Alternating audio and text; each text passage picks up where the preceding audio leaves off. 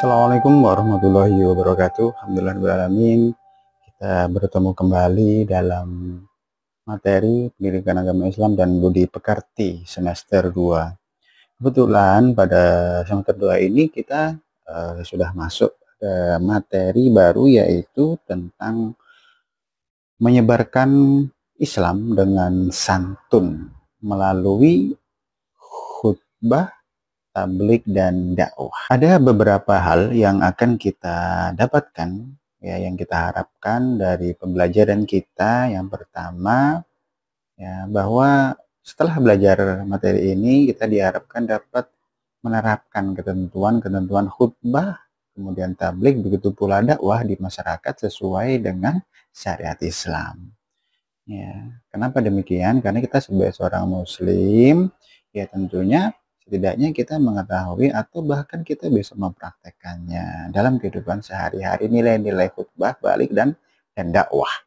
Yang kedua, diharapkan kita bisa menjaga kebersamaan dengan orang lain, ya, saling hormat menghormati, saling nasihat menasihati, kemudian kita punya rasa tanggung jawab terhadap lingkungan sehingga kita bisa melakukan khutbah, tablik, dan dakwah.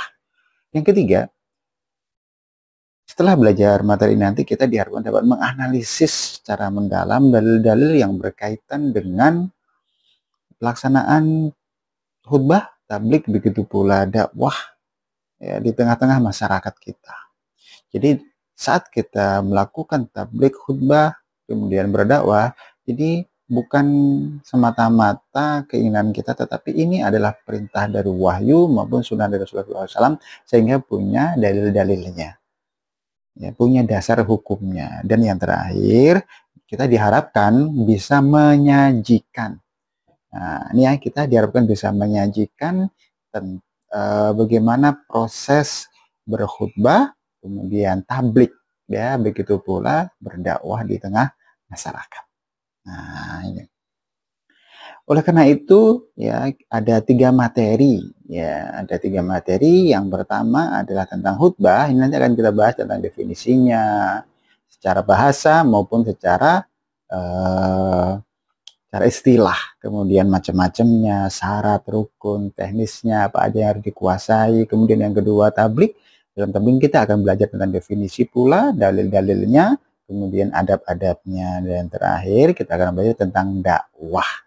Apa sih dakwah itu? Definisi, dalil, keutamaan, metode, persamaan, dan perbedaan di antara ketiga hal tersebut.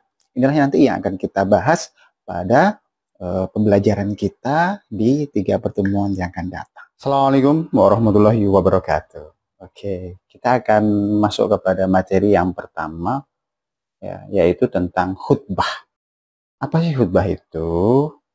Tentunya sebelum kita membahas lebih jauh tentang definisi khutbah, kita harus tahu bagaimana dalil-dalilnya terlebih dahulu, ya. Yang pertama, ya, Rasulullah Shallallahu Alaihi Wasallam bersabda, "Man tawaddo'a fa ahsanal wudu, thumma atal jumu'ah, fadana wastama'a wa ansata ghufira lahu ma bainahu wa bainal jumu'ati wa ziyadatu thalathati ayyam." Barang siapa berwudu kemudian memperbaiki wudunya, ya, kemudian lantas dia berangkat Jumat, maksudnya berangkat Jumatan, ya, dekat dengan imam dan kemudian mendengarkan khutbahnya. Artinya dia dekat dengan imam, dia di shaf awal, ya, di shaf depan. Kemudian ikut mendengarkan khutbahnya, maka dosanya di antara hari tersebut dan Jumat berikutnya itu ditambah 3 hari diampuni. Nah, ini salah satu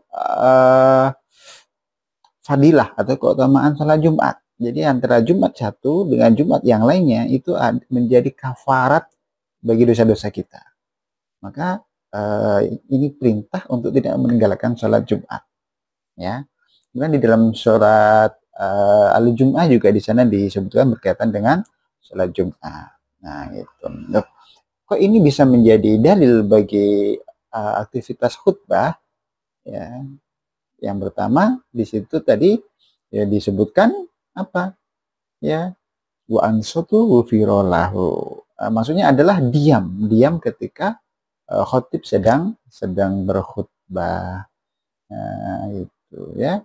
Di hadis yang lain juga disebutkan bahwa ketika saat khotib sedang berbicara, maka kita diminta untuk tidak berbicara sendiri.